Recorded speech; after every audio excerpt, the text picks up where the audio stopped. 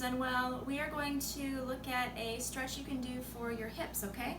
So today I'm actually going to use a yoga block.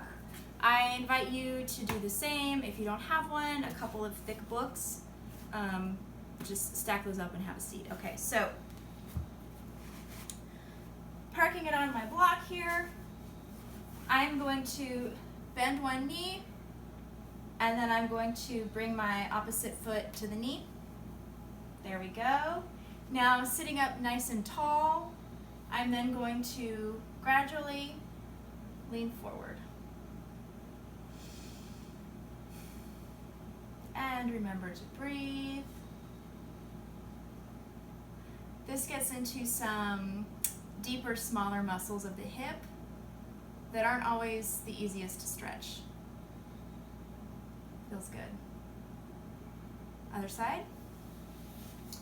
Okay, so bending the knee and then bringing the opposite ankle over that knee. Sitting up nice and tall.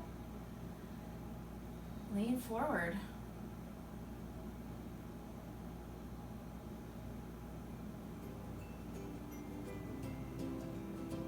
That's good. All right, folks, that's it for today. See you soon. Take care.